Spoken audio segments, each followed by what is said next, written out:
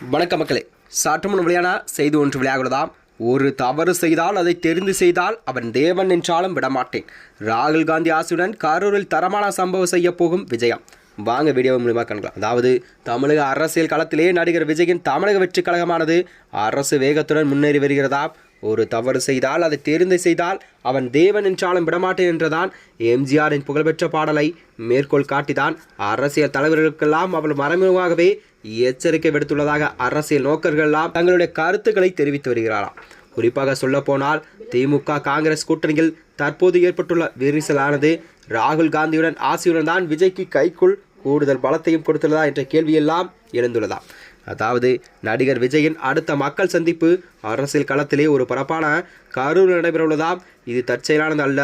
அண்மையில் கரூர் மாவட்ட காங்கிரஸ் நிர்வாகி ஒருவர் திமுகவில் இணைந்த தொடர்பாக அமைச்சர் செந்தில் பாலாஜியிடம் ட்விட்டரில் பதிவிட்டிருந்தார். இதற்கு கரூர் நாடாளுமன்ற உறுப்பினர் ஜோதிமணி கூட கடுமையான செந்தில் பாலாஜி மீது கடுமையான விமர்சனங்கள் எல்லாம் வந்தார். இந்த மோதல்தான் திமுக காங்கிரஸ் கூட்டணியில் உள்ள விரிசல்களை கண்டிப்பாக வெளிப்படையாகவே காட்டியுள்ளதாம்.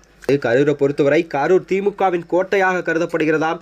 குறிப்பாக சொல்லப்போனால் அமைச்சர் செந்தில் பாலாஜி அவர்கள் இங்கு கட்சியை தனது கட்டுப்பாட்டில் வைத்திருக்கிறார். இந்த இடத்தில்தான் விஜய் பொதுக்கூட்டம் நடத்துவது திமுகவின் கோட்டையை அசைத்து பார்க்கும் ஒரு சவாலாக அமையும் என்று அரசியல் வல்லுநர்களால் தன்னுடைய கருத்துக்களை தெரிவித்து வருகிறாராம். பொறுத்தவரை ஊழல் அரசியல் விவாதங்களுக்கு ஒரு முக்கிய மையமாக உள்ளதாம். ஊழலுக்கு எதிராகவே தனது அரசியல் பயணத்தை தொடங்கியுள்ள விஜய் அவர்கள் இந்த இடத்தில்தான் தனது அடுத்த மக்கள் சந்திப்பு கூட்டத்தை நடத்துவதன் மூலம் அரசியல் கட்சிகளுக்கெல்லாம் குறிப்பாக ஆளும் கட்சிக்கு ஒரு தெளிவான செய்தியை அவர் கூறுவார் என்ற நிலையில்தான் இதை பார்க்கப்படுகிறதா. திமுக காங்கிரஸ் கூட்டணியில் ஏற்பட்ட விரிசலை விஜய்க்கு தனக்கு சாதகமாகவே பயன்படுத்திக் கொள்ளக்கூடும் என அரசியல் வட்டாரங்கள் தெரிவிக்கிறதா. திமுக கூட்டணிக்குள் காங்கிரஸ் தனது சுயமரியாதை இழப்பதாக கருதப்படுகிறது. இந்த சூழலில்தான் ராகுல் காந்தியுடன் ஆசியுடன் தமிழக வெற்றி கழகத்தில் காங்கிரசுக்கு ஒரு புதிய கூட்டணியை முன்வைக்கலாம். இது திமுக கூட்டணியை கண்டிப்பாக உடைத்து தனது அரசியல் பயணத்தை தொடங்க விஜய்க்கு கண்டிப்பாக உதவும் என்ற நிலையில்தான் இதை பார்க்கப்படுகிறதா. மேலும் அது மட்டுமன்றி தேசிய அளவில் பாஜகவுக்கு எதிரான வலுவான கூட்டணியை உருவாக்கும் முயற்சியில்தான் ராகுல் காந்தி இருக்கிறாராம். தமிழகத்தை பொறுத்தவரை காங்கிரஸ் தனது நிலையை கண்டிப்பாக பலப்படுத்த தாவைக்கா போன்ற வளர்ந்து வரும் கட்சிகளுடன் கைகோர்க்க அவர் விரும்பலாம். இது விஜய்க்கு ஒரு தேசிய அங்கீகாரத்தையும் காங்கிரசுக்கு தமிழகத்தில் ஒரு புதிய பலத்தையும் கொடுக்கும் நிலையில்தான் விஜயுடன் காங்கிரஸ் கூட்டணி வைத்தால் கண்டிப்பாக இது நடக்கும் நிலையில்தான் இதை பார்க்கப்படுகிறதா. திமுக கூட்டணி மட்டுமல்ல, அதிமுக பாஜக கூட்டணியும் தற்போதைய நிலையில்தான் குழப்பத்தில் உள்ளது. Annamalai, EPS, OPS, TTV Dhinakaran என பலவிதமான அரசியல் மோதல்கள் எல்லாம் தமிழகத்தில் நடைபெறுகிறது. இது இரண்டு பெரிய திராவிட கூட்டணிகளை பலவீனப்படுத்துகிறதா.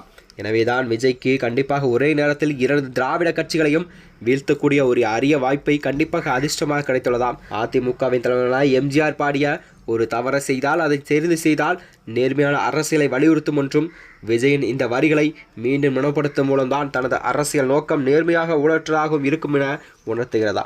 இந்த அரசியல் நகர்வுகள் என்னவென்றால் தமிழக அரசியல் களத்தில் கண்டிப்பாக ஒரு பெரிய மாற்றங்களை எல்லாம் ஏற்படுத்தும் நிலையில்தான் கரூர் மண்ணில் விஜய் அவர்கள் நடக்கப் போகும் மக்களின் பரப்புரைதான் இந்த செய்திகள் செந்தில் பாலாஜிக்கு கண்டிப்பாக ஒரு கடுமையான விமர்சனங்கள் எல்லாம் வைக்கும் நிலைதான் இதை பார்க்கப்படுகிறதா.